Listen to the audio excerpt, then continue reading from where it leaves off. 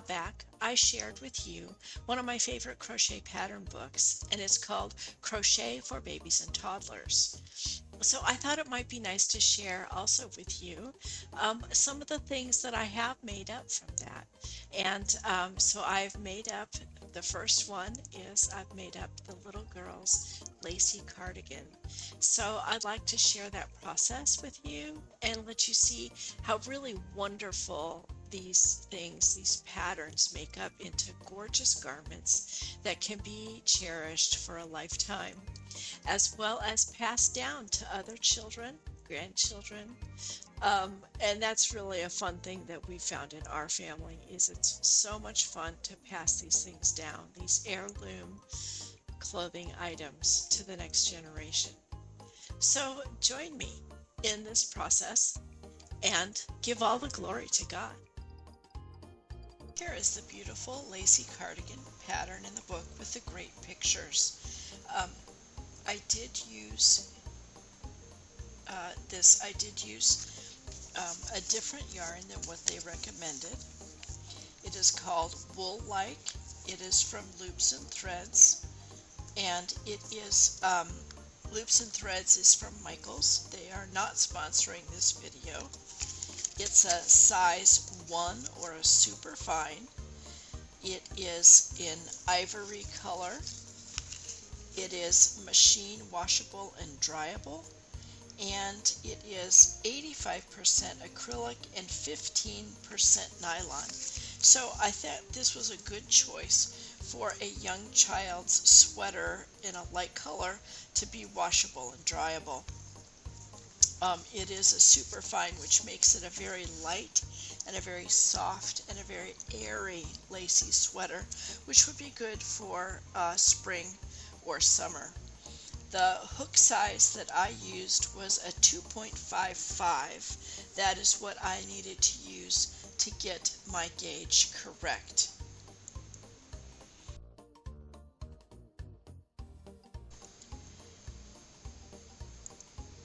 Here you can see this base swatch that I have gotten done.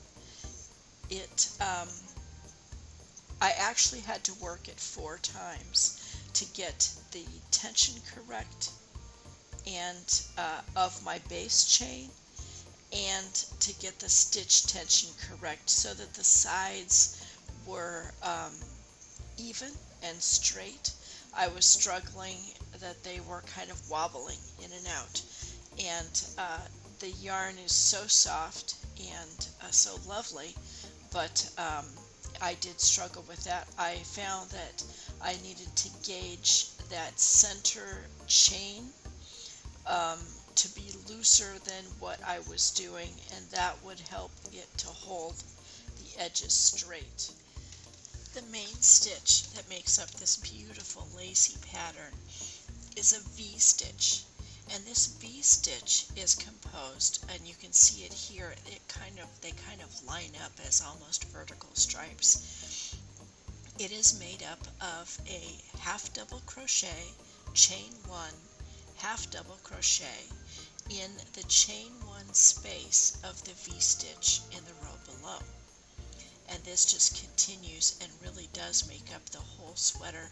It makes it wonderful to work on, especially when you're in kind of these straight sections, because you can really work and enjoy the stitching and enjoy some music or maybe a nice television show, so that it's not really super brain intensive.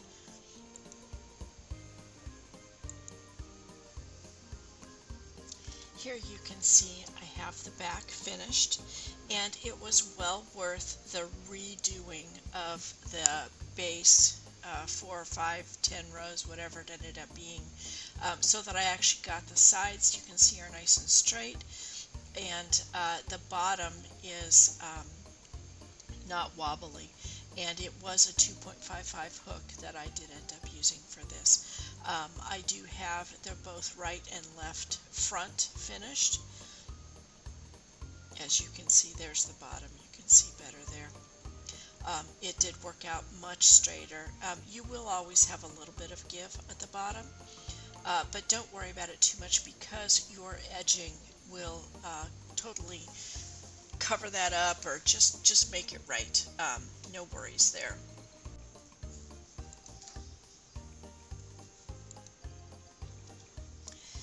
Here you can see the back, and I am laying the front right and front left over top. The front left is not quite finished. It does need to have the armhole shaping and the neck shaping still left to do. But it is a good idea to lay your pieces out like this occasionally and make sure that everything is matching and lining up.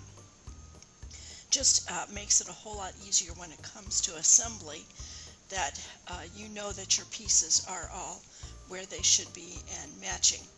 Now this sweater is particularly easy because once you get all the pieces done, you are going to simply sew the shoulder seams and then open it up wide and flat and place your sleeve in there and stitch it. And I recommend that you fold the sleeve in half and you match that halfway point with your shoulder seam, and then each end will match with the marker that you've got to start the armhole shaping. So you'll have 3 points to match up and line up. Each point at the end of the armhole shaping, and then the center point in the shoulder seam with the halfway point in your sleeve. Then you sew that in so that it's not really setting a sleeve in, it's sewing it in flat, and then you're able to sew from the bottom hem of the sweater all the way up the side and around and down the sleeve to the end, to the cuff.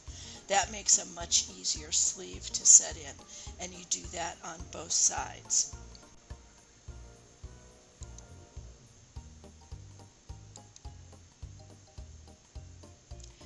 You'll notice here that it doesn't appear as though the front and the back, the two front sides, right and left, come together. There's a gap, and that shouldn't be for a sweater.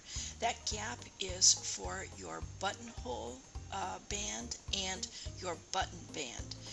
There will be a number of single crochets done on the sides of each of the fronts, so that the buttonholes can be placed there and the buttons. Here is the finished little girl's Lacy sweater. And as you can see, it just finishes it off lovely to have these beautiful pearl buttons. Each of the sleeves has this lovely little scalloped edge. It's all the way around the bottom and the front and back, and along the button edge, as well as all the way around the collar. And you can see that it unbuttons easily for little hands, and the scallops are also down this button edge. Here's the back. You can see that it's a nice, lightweight, very soft, very pliable sweater. In most places it would probably be a nice sweater for spring or summer, but here in the Southwest where it's hot, we would probably wear this more in the winter, believe it or not. It's about all we need. But you can see it comes together beautifully, and it makes really a lovely kind of an heirloom that you could pass down from mother to daughter to granddaughter, as I have done with many of the things I have made for myself, for my daughters, and things that actually my mother made for me were handed down to me, which I was able to dress my daughters in, and they have since dressed theirs. So it's really wonderful to know that the time and effort that you put into something like this can really be an heirloom and a lifetime memory. So I hope you try this sweater. I hope you enjoy the process and enjoy the giving of the love of each stitch to whomever you're making it for. And as always, We give all the glory to God.